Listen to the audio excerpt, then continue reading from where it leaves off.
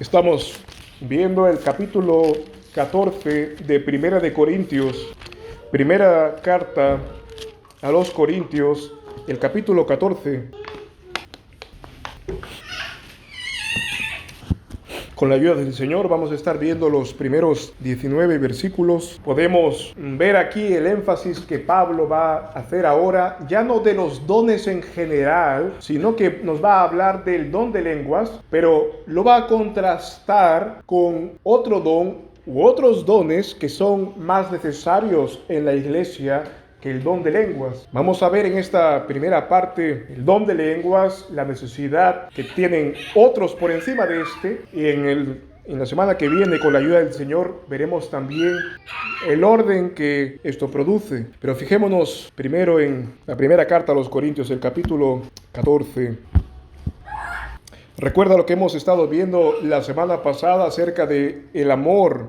Pablo dijo que el amor, esta gracia que da Dios también para amar como Él ama, amar incluso cuando nos sea difícil amar, mostrar desinteresadamente esta cualidad de Dios. Vemos que eso es lo que debemos buscar por encima de todas las cosas. Los corintios estaban de alguna manera fascinados con los dones extraordinarios, con el hacer milagros, con el hacer una sanidad. Ellos veían a los apóstoles y al igual que uno de los magos en el libro de Hechos, querían lo mismo, pero a ellos les había sido dado, según la evidencia que hay aquí, el don de lenguas. Ahora, Pablo les dice, hay estas cosas, pero yo os muestro un camino más excelente: procurad el amor, buscar el amor. Y nosotros concluimos la semana pasada que esta no solamente debe ser la búsqueda de los corintios y de aquel tiempo, esa debe ser nuestra búsqueda.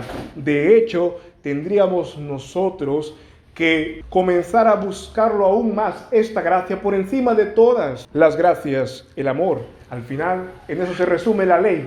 ¿En qué se resume la ley? En amar a Dios y a tu prójimo como a ti mismo. Por tanto, deberíamos medir nuestra espiritualidad, o deberíamos tomarnos la temperatura espiritual en base a cuánto amamos, cuánto estamos amando al cónyuge, al hermano, a los hijos, a los padres, a quien se deba el amor. ¿Qué dice Pablo en otro lugar? Debes de verle a otro que no le debas nada, excepto el amor, excepto la honra que a cada uno se le debe. Busca eso.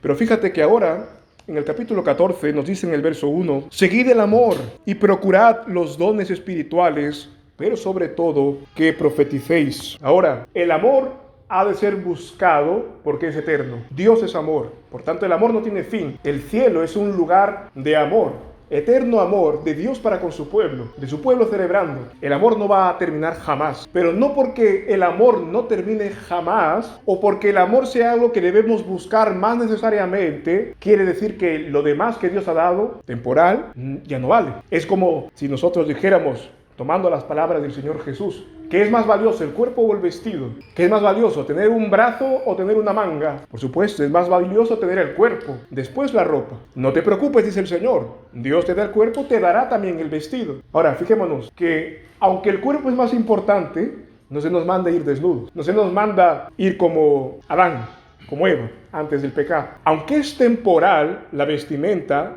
y sabemos que todo es de parte de Dios, lo material, se nos manda atesorarlo, darle su lugar, darle su debido uso. Lo mismo es con los dones. Aunque se nos manda buscar el amor, y sin amor no somos nada, sin amor somos como una tumba muy bonita por fuera, pero por dentro hay un muerto. Si se nos manda buscar el amor, sin embargo, también se nos manda buscar los otros dones que el Señor ha dado temporalmente, pero que son necesarios. En el cielo no necesitarás que nada te cubra del sol, porque el Señor mismo será un sol que no te hará daño, no necesitarás nada. Lo mismo aquí, los dones son necesarios para vestir a la iglesia, para adornar a la iglesia, para alimentar a la iglesia también, aunque sea temporal. Una vez que Pablo ha fijado los ojos de ellos en el amor, ahora vuelven ellos a ver los dones espirituales con otros ojos. Mira lo que dice: seguid el amor y procurad los dones espirituales,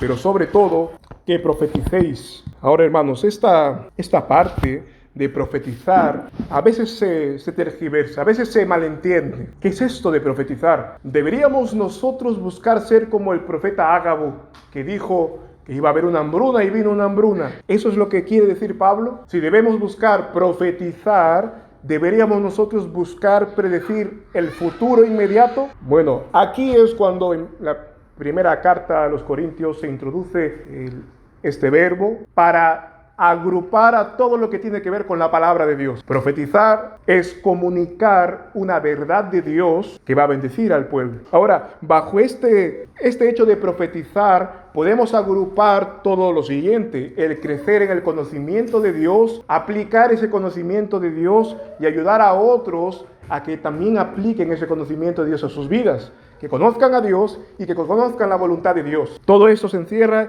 allí y lo veremos, por supuesto, pero tengamos esto claro para empezar. En el versículo 2, Pablo entra de lleno a su tema. Va a hablar de las lenguas. Dice, porque el que habla en lenguas no habla a los hombres, sino a Dios, porque nadie lo entiende, aunque por el Espíritu hable misterios. Ahora, ¿cómo entendemos nosotros esto, hermanos? Primero, que Pablo va a hablar directamente de lo que los Corintios estaban jactando. De hecho, lo mencioné antes, lo recuerdo hoy. Juan Crisóstomo en el siglo IV, nosotros estamos en el siglo XXI, él en el siglo IV, viviendo en los años 300, ya él decía que los dones y el hablar en lenguas y el resucitar muertos y esto extraordinario de los dones eran cosa del pasado, que el hablar en lenguas es algo que había quedado en el tiempo apostólico, siglo IV. No tiene sentido que luego, en los demás siglos, veamos más evidencia, ya ha cesado. Luego confirman lo mismo, que ya hablan de estos dones como del pasado. Ahora, ¿por qué menciono esto, hermanos? Porque lo que vamos a ver en este capítulo, nosotros tenemos que esforzarnos ahora e intentar entender que lo que tenemos delante de nosotros es algo que no podemos ver. Por ejemplo, tú podrías escuchar un sermón del amor, como hemos visto la semana pasada, y poder traerlo a tierra más fácilmente. Puedes ver el amor cuando otra persona se da, o cuando otra persona hace silencio ante la provocación, o cuando otra persona pone todo lo que tiene para amar al otro. Puedes ver el amor allí, pero el don de lenguas, ¿dónde lo puedes ver ahora? En este capítulo nos llama a esforzarnos y ver y considerarlo, hermanos, como algo que, aunque ha pasado, se ha registrado para que nosotros extraigamos sabiduría. Pero te estoy invitando en esta mañana a hacer el esfuerzo de intentar ver un fósil como el hueso de un animal que ha muerto hace mucho tiempo e intentar reproducir todo lo que era antes. Va a ser difícil calcar la imagen. Va a ser difícil calcar todo lo que fue, porque ya no lo ves hoy. No lo ves, simplemente. Pero esforcémonos en esto y extraigamos de esto la sabiduría que hay. 4 cosas nos pueden ayudar en este tiempo, hermanos, en este capítulo a entenderlo. Aunque hay muchas cosas que no sabemos sobre este don, hay cosas que sí sabemos y lo veremos aquí. La primera de ellas es que el don de lenguas se refiere siempre a idiomas humanos, un idioma. La segunda verdad es que al ser un idioma, tiene un sistema coherente. Por tanto, no se trata de hablar una lengua que solamente conozco yo. Se trata de hablar una lengua que pertenece a el idioma de una nación, de una región, y que yo también lo hablo. Eso es otro punto. Un tercer punto es que al ser un idioma es inteligible, se entiende, pero ¿dónde está el problema? Cuando la otra persona no me entiende. Eso es una verdad. Es decir, el idioma tiene un sistema, es inteligible, es comprensible. El problema está en que el otro no lo va a entender porque no conoce ese idioma. Y el último punto en el cual nos puede ayudar a pasar por este capítulo es que el que habla tiene la capacidad de callar. Versículo 28 y 32, por ejemplo, nos hablan de esto. Si no hubiese intérprete en la iglesia, el hombre que tiene el don de lenguas, hable para sí mismo y para Dios. Calle en la iglesia, dice allí. Y el verso 32 va en el mismo sentido, donde dice, y los espíritus de los profetas están sujetos a los profetas. Es decir, esto nos ayuda a desechar todo lo que sería involuntario. Ahora, tú y yo sabemos a qué apunta esto. Cuando una persona dice el día de hoy, o lo dijo en el siglo pasado, o lo dijo en todos los siglos de historia, yo tengo el don de lenguas, estoy hablando una lengua que entiendo yo, y lo hago involuntariamente y no se me entiende, tú puedes decir a la luz de esta carta, de este capítulo, bueno, si tú hablas lenguas, podrás callar también tu lengua. Si tú hablas lenguas, habrá otro que te entienda. Y si tú hablas lenguas, es porque habrá otro cerca de ti que hable ese idioma, entonces le vas a predicar el evangelio. Y se va a convertir él y toda su nación incluso. Estas 4 cosas: lenguas humanas, una lengua comprensible, una lengua que tal vez otro no entiende, y la capacidad de callar y de hablar a voluntad. Ahora esto nos ayuda, hermanos. Permítame poner esto como fundamento para lo que veremos. Pablo dice: el que habla en lenguas no habla a los hombres, sino a Dios, porque nadie lo entiende, aunque hable por el Espíritu misterios. Aquí, el que habla en lenguas nos dice que no habla a los hombres, sino a Dios. Pero nosotros no tenemos solamente Corintios, hemos pasado por Hechos. ¿Por qué Dios le da a un hombre el don de lenguas? ¿Para hablar con Dios? Hechos 2, ¿qué nos dice? Le fue dado el don de lenguas para hablarle a otros.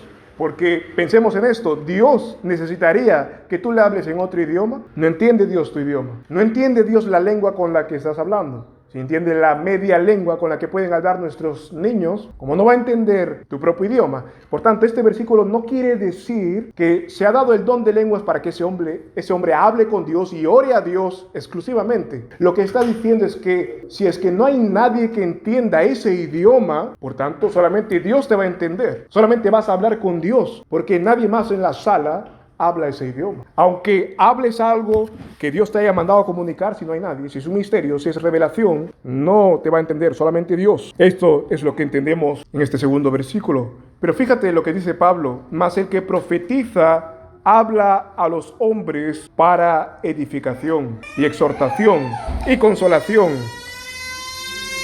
Ahora, fíjate en este versículo 3. Les habla del hecho de profetizar, lo contrasta directamente. Mira, tú estás hablando en un idioma, pero nadie te va a entender, tú hablas con Dios, pero aquel que profetiza, aquel que conoce al Señor y da ese conocimiento a los otros, este hombre edifica la iglesia. Este hombre verdaderamente lo hace. Y mira en qué consiste la edificación, hermanos. Fíjate allí después en el verso 3, la segunda parte. Exhortación y consolación. ¿Cómo se edifica la iglesia? Exhortando y consolando. El conocimiento de Dios sirve para todo, hermanos. Esto ya nos lo dice la Biblia en otros lugares. Recuerda lo que dice Proverbios 1:7. ¿Qué dice Proverbios 1:7? El principio de la sabiduría, ¿qué es?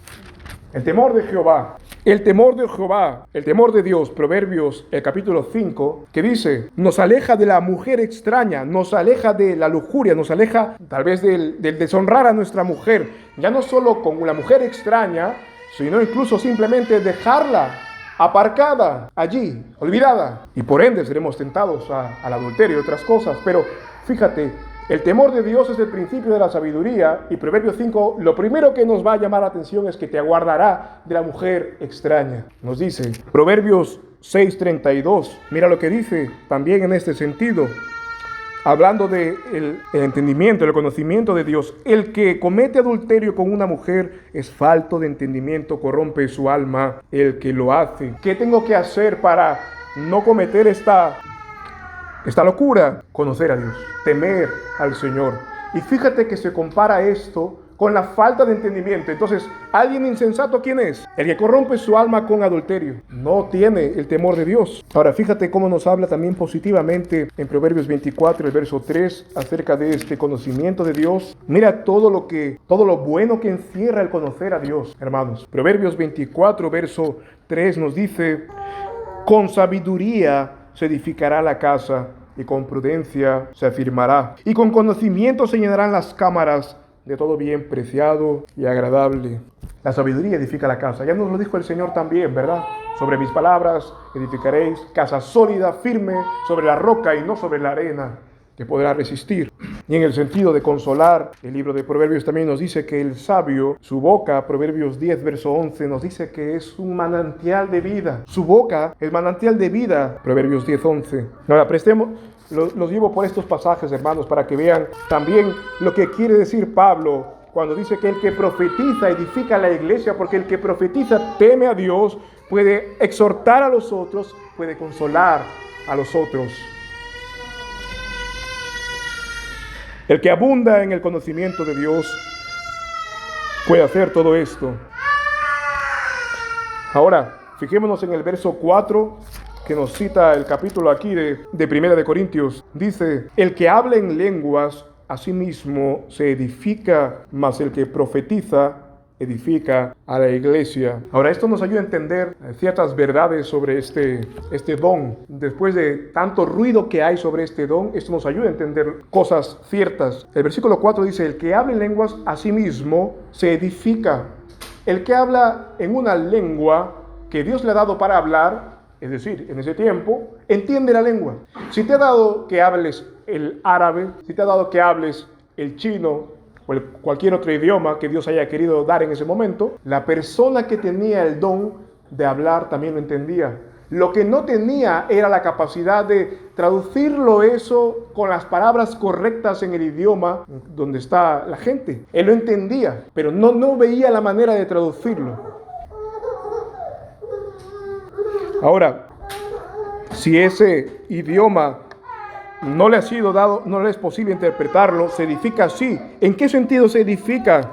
Bueno, Dios podía haber revelado una verdad en ese idioma, o simplemente era la confirmación de que él había recibido el Espíritu Santo. Recuerda cómo recibieron el Espíritu Santo los apóstoles. Hablaron en lenguas y eso les garantizaba externamente que ahora ellos iban a tener, ya tenían el Espíritu de Dios en ellos. Ahora, vamos a decirlo en ese sentido, la misma lengua que utilizaron para destruir, para incendiar, para hacer mucho mal, ahora la iban a utilizar para glorificar a Dios. Ellos podían saber con el don de lenguas, con el tener el don de lenguas, que ahora de su boca va a salir un solo tipo de agua, el agua que sale de Dios. En ese sentido eran edificados. Pero fíjate, dice que el que profetiza edifica a la iglesia, edifica a sus hermanos.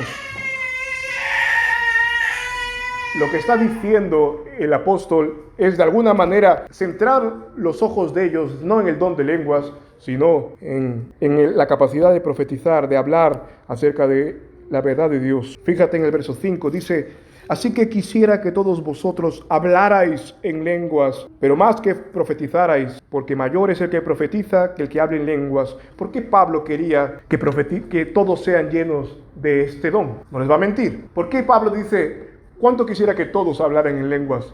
Pero más quiero, aún mejor que eso, quisiera que todos profetizaran. ¿Por qué? Porque si el hablar en otro idioma en ese tiempo era una señal del Espíritu Santo, entonces yo quiero que todos lo tengan. Yo quiero que en todos se muestre que Dios ha hecho una obra irrevocable y que todos sean confirmados, aunque sea de esta manera externa. Todos, ojalá todos sean confirmados así. Pero aún quiero que sean confirmados en el conocer a Cristo, en el conocer a Dios, en el conocer su voluntad de Dios. En eso quiero que sean confirmados. No solo porque habló en un idioma, sino porque perseveró conociendo a su Dios y dando a conocer a otros. ¿Por qué, dice Pablo, también quisiera que todos hablarais en lenguas, pero más que profetizarais? También de esto podemos extraer, hermanos, que Pablo lo decía para que los ojos de los corintios no se queden solo maravillándose en lo externo, en lo maravilloso, sino que para que valoren a los que están profetizando entre ellos. Fíjate, vimos en la primera epístola que ellos no tenían claro lo de la sujeción, no tenían claro lo de el sujetarse, no tenían claro lo de respetar, no tenían claro lo de honrar. Y por tanto, Pablo interviene y les ayuda en eso. Ahora, está diciendo que ojalá todos tuvierais el don de lenguas, pero ojalá todos pudieseis profetizar. Lo que está haciendo de manera implícita es ayudándoles a ellos a ver que quienes están dándoles la palabra de Dios, ellos tienen que tener sus ojos puestos en ellos, más que en los que hablan en dones, más que los que hablan en lenguas, perdón. Que valoren más el conocimiento de Dios,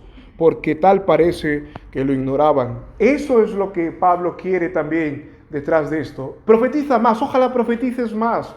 Ojalá todos fuesen profetas. Moisés decía, ojalá por todos también que profeticen, que todos hablen la palabra de Dios. ¿Por qué? Eso debería hacer pensar a los corintios que la palabra de Dios es importante, que esto no es un asunto de que Pablo quiere. Dios quiere que nosotros abundemos en el conocimiento de Dios. Dios quiere que nosotros no busquemos las cosas externas de Dios, sino aquellas internas, aquellas gracias por las cuales nos hacen ser semejantes a la imagen de Cristo y también nos ayudan a que los demás también sea puesta la imagen en ellos. Ayudar a otros a ser como el hermano mayor que es Cristo.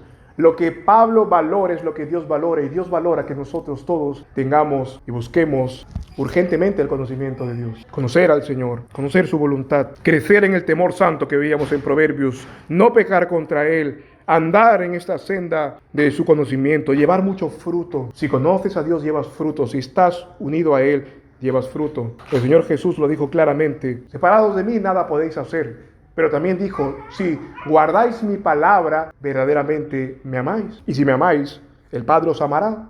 Y si el Padre os ama, el Padre os limpiará para que llevéis mucho fruto. Todo está conectado. El que ama a Dios guarda sus mandamientos y anda como Él anduvo. Ahora, fijémonos que Él quiere que crezcan en el conocimiento de Dios, pero esto tal vez es pertinente, no porque el que conozca más será más salvo, no porque el conocer a Dios, todos los misterios, eso salva al hombre. No sabemos que eso no es así. Hace bien que lo recordemos. Pero el hombre que es salvo, la característica que tiene es que querrá buscar más a Dios, querrá conocer más a Dios. ¿Por qué? Porque él ahora que ve, no quiere errar. Ahora él ve, no quiere apartarse a derecha ni izquierda. Ahora él ve el peligro. Ahora él ve que tiene necesidad. Ahora él tiene un espejo que le dice cómo está hoy, cómo puede salir hoy. Ahora traigamos esto a nuestro terreno, hermanos. Si la Biblia es un espejo, si la Biblia es un don de Dios, la palabra de Dios. Ahora, la Biblia nos dice que es muchas cosas también. Alimento, agua para limpiarnos, sabiduría es el consejo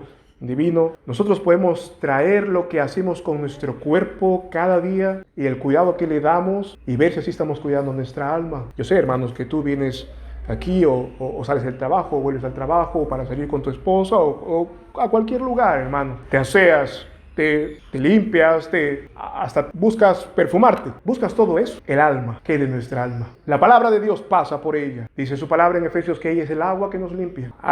Cuando despertamos nos lavamos, algunos completamente, otros medianamente, pero pasamos por la ducha. Pasamos también por la cocina para llevar algo. Empezamos también nosotros así, todos los días de nuestra vida, aseados por la palabra, o pidiendo que el Señor sea nuestra limpieza, que nos guarde, que nos perdone, alimentar para no ir de hambre por el camino. Podemos trasladar todas estas cosas al cuidado de nuestra alma. El Señor quiere bendecir a su pueblo y no lo va a hacer si ese pueblo no lo conoce.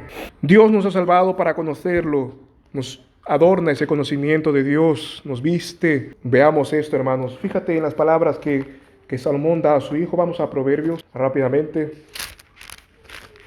En el capítulo 1, quiero que escuches el clamor de un padre por su hijo, un padre que es malo como tú y yo, pero que desea por sobre todas las cosas que Roboam, el hijo de Salomón, haga algo. Fíjate en los versículos 8 y 9, mira lo que dice Salomón, y es lo que Dios también nos dice a nosotros. Oye, hijo mío, la instrucción de tu padre, y no abandones la enseñanza de tu madre, porque guirnalda de gracia serán a tu cabeza y collares a tu cuello. No abandones la instrucción, no abandones la enseñanza. Ella te será por gracia a tu cuello, como un collar serán a tu cabeza. Fíjate, más adelante en el verso 22 dice el mismo Dios: ¿hasta cuándo, oh simples, amaréis la simpleza? Y los burladores desearán la burla, y los insensatos aborrecerán el conocimiento. Volveos a mi reprensión, he aquí, yo os derramaré mi espíritu y os haré saber mis palabras. Cuando no estamos tan atentos a la palabra, cuando la palabra deja de estar en nuestro día, cuando la palabra deja de estar tal vez en nuestra semana y solamente la recibimos el domingo, o tal vez con dificultad el domingo por cualquier cosa, por el cansancio mismo, a veces nos juega en contra. Pero si dejamos la palabra, seremos lo que dice aquí. Estaremos cayendo en lo que Salomón no quería que caiga su hijo. ¿Qué hijo quiere ver sufrir qué padre quiere ver sufrir a su hijo? ¿Te gustaría que tu hijo vaya dando tumbos, se golpee, se accidente por cosas que precisamente le habías dicho que tenga cuidado? Que se corte, que dé un giro, que se meta a una calle donde había el peligro para su alma. Ninguno de nosotros. Bueno, Dios nos imprime ese sentimiento, esa sensación de cuidado para los nuestros, porque Dios quiere así cuidarnos a nosotros. Pero Él dice: ¿hasta cuándo amaréis la simpleza? Veníos a mí, derramaré de mi espíritu. Acerquémonos a Dios, hermanos. Él está deseoso de derramar su espíritu y sus palabras para que nosotros las tengamos en nuestros corazones, abundemos en ellas. Volviendo a nuestro texto, en 1 Corintios,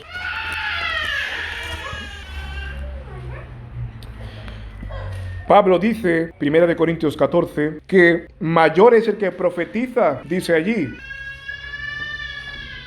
Versículo 5, porque mayor es el que profetiza que el que habla en lenguas, a no ser que las interprete para que la iglesia reciba edificación. Estos deberían estar prestando más atención los corintios y aún también iglesias hoy que están fascinadas por algo que, convencidos por el espíritu que inspira esta Biblia, que no es una cosa sino un éxtasis propio humano, algo forzado, alguna presión colectiva que puede hacer sentires, por no decir un demonio. Los que hacen espectáculos con el santo don de Dios que dio en aquel tiempo, queriéndolo imitar hoy, haciendo tal vez, hermanos, como lo que hizo Moisés y luego hizo los servidores de Faraón. Intentaron replicar lo que Moisés estaba haciendo. Eso es lo que hoy luce el don supuesto de lenguas que hay hoy. Pero fijémonos, hermanos, Pablo dice y quiere invitar a ellos y también hoy a cada uno de nosotros a que nos fijemos en la profecía, nos fijemos en la palabra de Dios, en la que está escrita en esta palabra y abundar en ella. El verso 6 nos dice: ahora pues, hermanos, si yo voy a vosotros hablando en lenguas, ¿de qué provecho os seré si no os hablare o con revelación o con conocimiento o con profecía o con doctrina? ¿Ves cómo tiene el profetizar todo esto? Conocimiento, doctrina, revelación. No deberíamos nosotros decir, bueno, esta es una cosa, esta es la otra. Está diciendo la palabra de Dios. Si nosotros queremos hilar muy fino, como se dice, bueno, hagámoslo. La revelación, la palabra de Dios inspirada que fue escrita. Si yo voy a vosotros sin conocimiento, sin conocer esta palabra inspirada, si yo voy a vosotros sin doctrina, que es lo mismo, el conocer la profecía, el evento que Dios dijo y cumplió, eso es más útil para toda la iglesia. Ahora fijémonos.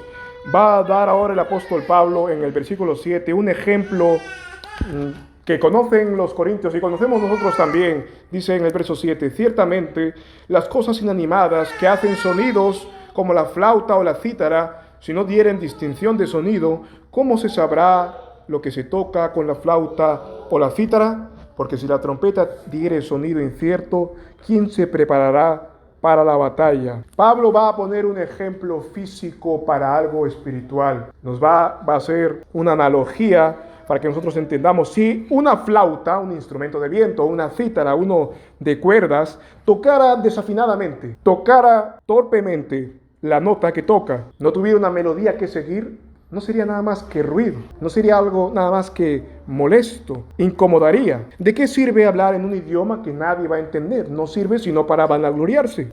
Ahora, el último instrumento que pone aquí nos puede ayudar a entender la gravedad del insistir en las lenguas y en la gravedad de abandonar el conocimiento de Dios. Dice, ¿quién se advertirá si alguien toca la trompeta mal? Es decir, ¿se alistarán los soldados que escuchan que la trompeta tiene sonido incierto? Habían sonidos que eran para la guerra. Habían sonidos que el hombre que tenía ese instrumento tocaba y el pueblo se advertía de una o de otra manera. Ahora, tú y yo sabemos que la iglesia se encontraba y se encuentra siempre, continuamente, hasta que llega la gloria, en una guerra espiritual, en una batalla espiritual, en una constante lucha. Si la iglesia se halla en una guerra espiritual, entonces, ¿por qué te atreverías a tocar una trompeta de manera que nadie va a entender? Es decir, fíjate la gravedad de esto. Si la iglesia está en una guerra, ¿por qué alguien que quiere lucir un idioma, por qué tocaría si nadie le va a entender? ¿Qué quieres? ¿Que el pueblo se confunda y que el pueblo vaya y perezca? Es lo que está diciendo el apóstol Pablo. ¿Quieres que por evidenciar algo que Dios te dio, quieres hacer que el pueblo tenga confusión y caiga delante de sus enemigos? Porque ahora te está prestando atención a ti, la media lengua que estás hablando, y no se entiende. Que el tiempo que tienen para congregarse lo utilices tú para confundirlos. Eso podríamos decir para los corintios, algo que Dios verdaderamente les dio, un idioma. Pero hoy, hermanos, podríamos decir con urgencia, tal vez, a una iglesia pentecostal o incluso a seres queridos que podemos tener y siguen esa línea. Mira la gravedad de lo que dice el apóstol Pablo. ¿Quieres fingir que Dios te dio una lengua y una lengua encima ininteligible para llamar la atención sobre tu persona a costa de la salud del pueblo de Dios? ¿De qué serviría que te escuchen balbucear o decir cosas extrañas cuando lo que la iglesia necesita es escuchar la voz del buen pastor, la voz de Jehová de los ejércitos que va al frente de su pueblo, la voz del fuerte de Israel. Eso es lo que necesita. Nosotros necesitamos no escuchar balbuceos de nadie. Nosotros necesitamos escuchar la voz clara de Dios. ¿Qué saber en la angustia? ¿Qué saber hacer? ¿Hacia dónde girar el timón cuando de pronto en la tormenta que nos viene en algún día o de manera tal vez espiritual o literal a veces, que se nos cae todo el mundo como Job le pasó, que se cayó todo su mundo? ¿Servirá de algo escuchar a otro balbucear? ¿Nos servirá la quieta palabra de Dios? ¿Nos servirá la mansa palabra de Dios? ¿Nos servirá tomar esa espada incluso para poder levantarnos en el día del conflicto y vencer? Si alguien insistiría en hacer eso, tiene que saber que es a costa de la iglesia. Si alguien insistiría en el don de lenguas hoy, tendría que saber que lo está haciendo a costa de la iglesia. Todo lo que el que lo hace o el que lo permite, en este caso, pues pastores, ministros. Tal vez, hermanos, este tema nos llegue, no sé en qué medida, más o menos lejos, pero nos conviene al que sea que tengamos alrededor, como dice Judas, tráelo, o sea, arrebátalo, teniendo cuidado aún de su ropa, pero ten cuidado, que sepa que está dando sonido de voz extraña y puede perecer él y toda su casa. Sin profecía, nos dice Proverbios 29, verso 18, una gran verdad. Sin profecía, el pueblo se desenfrena, pero el que guarda la ley es bienaventurado. Ahora, en nuestro pasaje, 1 Corintios, ya en el verso 9 del capítulo 14, nos dice: así también vosotros, si con la lengua no hablaréis palabra bien comprensible, ¿cómo se entenderá lo que se dice? Porque estaréis hablando al aire. Tantos géneros de lenguajes hay seguramente en el mundo, y ninguno hay sin significado. ¿Ves? Lo que dice Pablo es un idioma inteligible. Mas si yo ignorare el valor del lenguaje, seré extranjero para el que habla será extranjero para mí. Así también vosotros, puesto que anheláis dones espirituales, procurad en abundar en ellos para la edificación de la iglesia. Esto resume lo que estamos viendo, hermanos, en el lenguaje inteligible, pero deberían ellos y deberemos nosotros también abundar en aquello que sirve más a la iglesia. Fíjate, tal vez puede pasar esto también cuando leemos una dificultad, el don de interpretar las lenguas.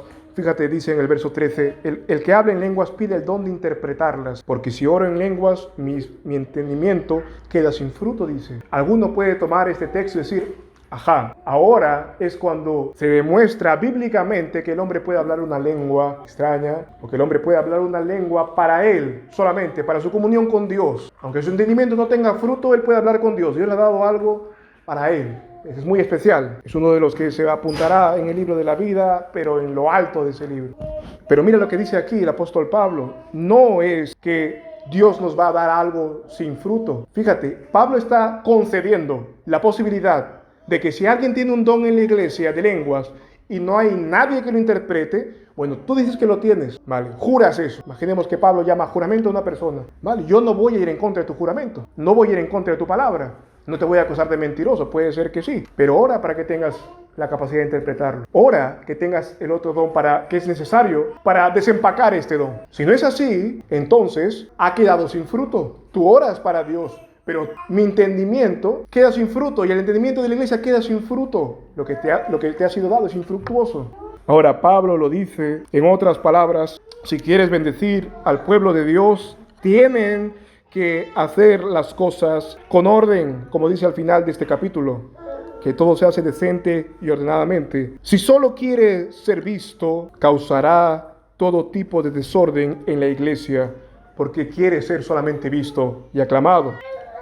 Ahora, ¿qué pues hay? Dice en el verso 15, ¿qué pues hay? Oraré con el espíritu, pero oraré también con el entendimiento. Cantaré con el espíritu, pero cantaré también con el entendimiento. Pablo quiere que se haga todo, sobre todas las cosas que vayamos a hacer, las hagamos informadas de la voluntad de Dios, que nada hagamos sin ello. Dios quiere que oremos a Él, que cantemos a Él, sabiendo quién es Él. A ellos se los dijo que tenían dones de lenguas, pero también nos dice a nosotros en un salmo, Él quiere que cantemos a Dios con inteligencia, conociéndole. Se nos manda a hacerlo no solamente por costumbre, se nos manda a deleitarnos en el canto de Dios. Se nos manda a meditar en lo que cantamos, meditar en lo que oramos. Por eso es que nuestra oración no ha sido dejada a nuestra propia imaginación. Podemos orar en cada cosa que necesitemos, pero hay una columna vertebral y hay un patrón que Dios nos da. No para que repitamos lo mismo como máquinas, pero para que meditemos en cada cosa por la cual oramos. Enséñanos a orar, dice el Señor Jesús, los apóstoles al Señor Jesús. Y Él dijo, yo os enseñaré a orar. Pedir todo lo que el corazón te pida. Pedir todo lo que pase por tu mente. ¿Qué necesitas? Pídelo. Dice eso el Señor. Quédate ahí un momento en silencio y no ores nada. Dios pondrá palabras en ti. Son consejos que solemos escuchar ahora. Pero hermanos, Dios dio una columna vertebral para orar, la oración del Señor. Pides primero que Él sea glorificado. Has nacido para eso. Has sido formado, ideado, alimentado, cebado, fortalecido por Dios para eso. Pide eso. Señor, que este ser como es, te glorifique hoy. Que no haga nada que te deshonre. Lo segundo que has de pedir, que siempre oramos cada domingo, que su reino venga, empezando por tu casa, que tu casa se sujete al Señor. Habrás hecho mucho. Si en tu tierra, en tu perímetro, está gobernando Dios, bueno, tú podrás presentarte con el talento que Dios te da, con el don que Dios te da, y le dirás, Señor, te serví en esta tierra en la cual me has puesto, a donde ha llegado mi mano, con las personas con las cuales me has ligado. Tu reino está aquí, tu reino ha llegado, tú reinas aquí. Y podemos seguir así con el resto de oración, hermanos, pero fijémonos en algo. Dios quiere que oremos con entendimiento y Dios quiere que cantemos con entendimiento. Por eso nosotros insistimos en el canto de los salmos también, no por un aire de superioridad o no por un aire de rivalizar con otro. Dios nos manda a cantar sobre Él y sobre su poder. Dios nos ha enseñado a orar y también con los salmos nos enseña a cantar. Cuando cantamos otras cosas, por ejemplo, a veces es más fácil caer en el error, porque es la inspiración de un hombre. Pongámonos a pensar ahora, hermanos. Por ejemplo, ¿qué himno imprecatorio sobre tu cabeza has cantado últimamente? Hablo un himno que está fuera de la palabra de Dios. ¿Alguno me puede ayudar a encontrar un solo himno donde se cante que el impío perecerá, y si yo soy como el impío, pereceré también? Me alegraré, Señor, con los que te buscan y me regocijaré también con aquellos que tú vences. ¿Habrá algún himno compuesto por el hombre que haga ser capaz de que diga, pronuncies maldición sobre ti si vas fuera de su senda? No estoy diciendo que no han de componerse otras canciones. Cada uno es libre de escuchar y poder cantar, pero lo que digo es que cantemos sobre todo, y en el culto exclusivamente, pero sobre todo los salmos, la palabra de Dios, conocer a Dios. Dios quiere ser conocido. Hermanos, yo estoy convencido, y creo que tú también, que cuando nuestros hijos canten y aprendan de memoria aquellas melodías donde Dios persigue al pecador, da igual el pecador dentro de la iglesia o fuera de la iglesia, tus hijos y los míos lo pensarán dos veces para pecar. Pero si tus hijos no están habituados por haber estado expuestos a eso, va a ser más difícil que recuerden a un Dios. Tendrán otro Dios, pero no el Dios que cantaron todos los días en casa o todos los domingos en la iglesia. ¿Qué Dios hay como el que cantamos en su palabra o el que leemos en su palabra? Salmo 47, mira conmigo por un momento, Salmo 47, verso 6, verso 7. Cantad, Salmo 47, verso 6. Cantad a Dios, cantad a nuestro Rey, cantad. Porque Dios es el Rey de toda la tierra, cantad con inteligencia. Ahora, por lo que hemos visto en Proverbios, sabemos que la inteligencia, la sabiduría, no es algo del hombre, no es algo que está en el hombre, está en Dios y en su palabra. Dios te manda cantar su palabra. Ahora, vamos a acabar con nuestro texto de 1 Corintios 14, 15. Oraré con el espíritu, pero oraré también con el entendimiento, cantaré con el espíritu, pero cantaré con el entendimiento, conociendo a Dios, porque si bendijeres solo con el espíritu, el que ocupa el lugar de indocto, ¿cómo dirá el amén a tu acción de gracias? Pues no sabe lo que has dicho. El indocto, el que no sabe lo que estás hablando, en el idioma que lo estás hablando. Porque tú a la verdad bien das gracias a Dios, pero el otro no es edificado. Doy gracias a mi Dios que hablo en lenguas más que todos vosotros, pero en la iglesia prefiero hablar 5 palabras con mi entendimiento para que enseñe también a otros que 10.000 palabras en lenguas. Ahora fijémonos, hermanos, les está diciendo que hay que hablar 5 palabras con el entendimiento en lugar de miles en lengua extraña. Esto sienta bien en determinados contextos. A nosotros nos debería hacer abundar en lo que conocemos en nuestra sola lengua, conocer mucho de la palabra del Señor. Lo último que quisiera que veamos es el verso 20 y 21. Estaremos viendo, retomándolo también la semana que viene, Dios mediante. Pero veamos en esto, hermanos. Hermanos, no seáis niños en la manera de pensar, sino sed niños en la malicia, pero maduros en la manera de pensar. En la ley está escrito: en otras lenguas y con otros labios hablaré a este pueblo, y ni aun así me escucharán, dice el Señor. Ahora Pablo está citando un pasaje de Isaías, donde el Señor va a traer juicio sobre el pueblo de Dios. Y el Señor les dice: por haber desechado mi palabra en su idioma, por haber dejado mi palabra, dice el Señor, por haber dejado los mandamientos de Dios en su propio idioma, por dejar que su Biblia ya no sea la guía, por tanto, lo que haré con esta nación rebelde es que la daré a otros.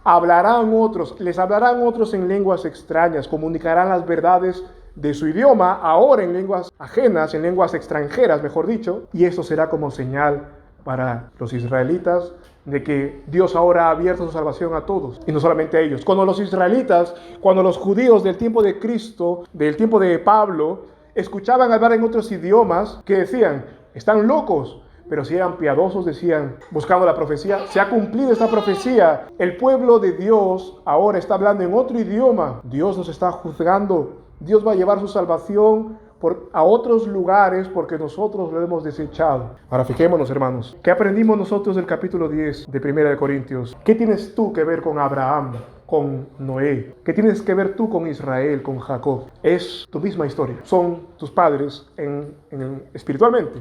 Dios hizo esto con la nación de Israel. Le retiró la Biblia. Abrió a todos para mostrarles que si ellos no la aprovechaban, le iba a dar a todo el mundo. Y así fue. Y gloria a Dios. Estamos tú y yo hablando en otro idioma que no es la hebrea. Fijémonos, hermanos. Para Dios es tan preciosa su palabra. Y para nosotros debería serlo también. Porque en ella hallamos las palabras de vida. En ella hallamos el bálsamo que se echa para que nuestras ruedas circulen, el bálsamo y el aceite que limpia nuestras heridas. Hermanos, si hoy tienes tú la palabra de Dios, incluso tienes mucho contenido por abrir ya las posibilidades por donde podemos escuchar la palabra. Tenemos muchas maneras de alimentarnos de ella. Dios nos pone hombres para hacerlo. Tendríamos que quitar nuestros pies del pecado de los corintios. Dejar que nuestros ojos estén fijándose en lo externo, en los dones externos de Dios, espirituales, pero también materiales, y hacer caso a la palabra de Dios. Prestar atención, que no pase un solo día en que no busquemos al Señor en su palabra, que no pase un solo día en que no nos lavamos en ese manantial, en que no vamos a Cristo para ser limpiados o para ser enjuagados también las lágrimas de la aflicción, o tal vez para buscar la sabiduría, hermanos. Dios a veces pone a su pueblo en una encrucijada tal para que su pueblo aprenda a clamar. Por eso es que dice: clama a mí, yo te responderé. Te mostraré grandes cosas que tú no sabías. Por eso vemos que Dios, a los que comienzan a buscarle o a sus hijos, hace que estén en determinados momentos sin salida, en un callejón sin salida. ¿Dónde va a venir tu socorro? ¿De dónde va a venir tu auxilio? Mi socorro y mi auxilio viene